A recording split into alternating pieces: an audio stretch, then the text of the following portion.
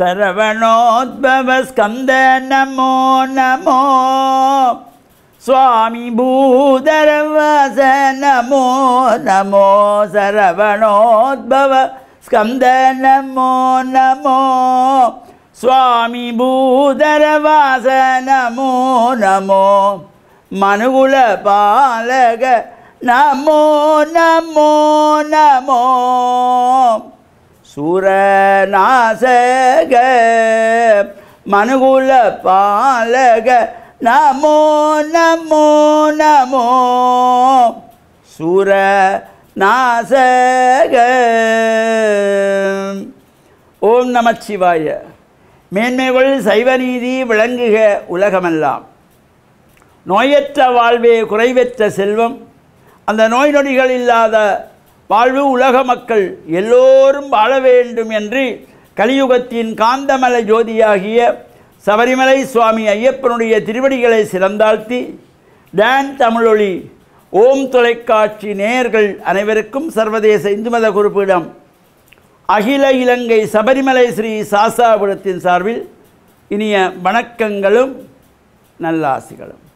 இன்றும் மங்களகரமான குரோதி வருஷம் ஆனி மாதம் 11ஆம் நாள் 25/6/2024 செவ்வாய்க்கிழமை.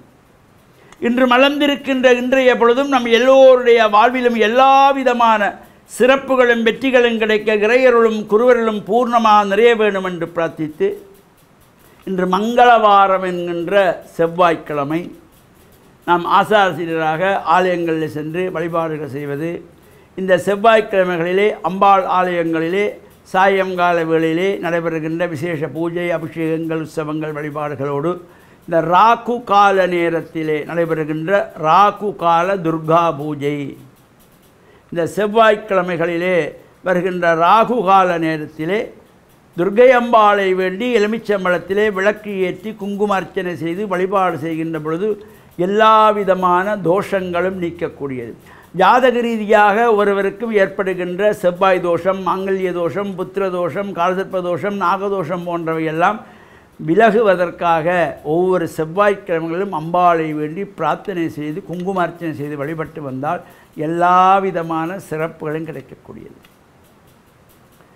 மீன்பாடும் தேனாடு என்று போற்றுகின்ற மட்டக்களப்பு வாழைச்சேனை பாசிக்குடா முனை ஸ்ரீ முருகன் தேவஸ்தானத்தினுடைய பிரதிஷ்டா மகா கும்பாபிஷேகத்துக்கான கிரியைகள் ஆரம்பமாகி நடைபெற்று கொண்டிருக்கின்றன. நாளைய தினம் புதன்கிழமை பஞ்சகுண்டபக்ஷ மகா யாகம் ஆரம்பமாக இருக்கின்றது. நாம் இந்த அக்னியின் மூலம் செய்யப்படுகின்ற இந்த வழிபாட்டுக்கு அதிகப்படியான சக்தி இருக்கிறது. இந்த அக்னி தேவனுக்கு 7 நாக்குகள். பொதுவாக நமக்கெல்லாம் ஒரு நாக்கு. இந்த ஒரு நாக்கிலே நமக்கு இனிப்பு தெரிகிறது, உப்பு தெரிகிறது, உரைப்பு தெரிகிறது, கசப்பு தெரிகிறது, துவர்ப்பு தெரிகிறது. இந்த அறுசுவையும் ஒரு நாக்கே நமக்கு தெரிகிறது. இந்த அக்னி தேவனுக்கு 7 நாக்குகள். இந்த 7 நாக்குகளுக்கு ஒவ்வொரு பெயர்கள். கிரண்யா, கனகா, ரக்தா, கிருஷ்ணா, சுப்ரபா, அதிரக்தா, பகுரூபா.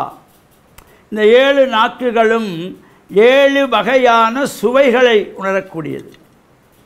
அதனால் இந்த அக்னியின் மூலம் ஆகுதிகள் செய்கின்ற பொழுது நாம் பல்வேறு வகையான சமித்து வகைகள், தானிய வகைகள், பழ வகைகள், வேர் வகைகள், பட்டை வகைகள், அதேபோல் பால், தயிர், தேன், நெய், சர்க்கரை, இளநீர் போன்ற பல்வேறு திரவியங்களை எல்லாம் இந்த ஆகுதி பண்ணுகின்ற பொழுது அந்தந்த சுவை கொண்ட திரவியங்களை அந்தந்த சுவை கொண்ட நாக்கின் மூலமாக அவற்றை ஏற்றி உரிய இடத்திலே கொடுப்பவர் இந்த அக்னி தேவன்.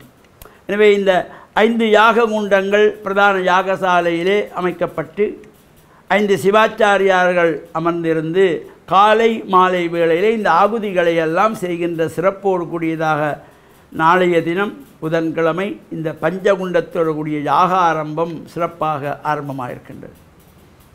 நாளை மறுநாள் வியாழக்கிழமை தைலாபியங்கம் என்கின்ற எண்ணெய் காப்பு அடியவர்களெல்லாம் சென்று தங்கள் கைகளாலே சுவாமி விக்கிரகங்களுக்கு எண்ணெய் காப்பு சாத்துகின்ற நிகழ்வும், வருகின்ற வெள்ளிக்கிழமை மகா கும்பாபிஷேகம் காணுகின்ற பாக்கியமும் சகல அடியார்களுக்கும் கிடைக்க வேண்டும், இறையருளும் குருவருளும் பூர்ணமாக நிறைய வேண்டும் என்று பிரார்த்தித்து, டான் தமிழொலி ஓம் தொலைக்காட்சி நேயர்கள் அனைவருக்கும் சர்வதேச இந்து மத குறிப்புகளிடம் அகில இலங்கை சபரிமலை ஸ்ரீ சாஸ்தாபுரத்தின் சார்பில் நல்லாசிகளை கூறிக்கொள்வதில் மனமகிழ்வு கொள்கிறோம். சர்வே ஜனாக சுக்கினோ பவந்து, சமஸ்த சன்மங்களானி சந்து. சுபம்.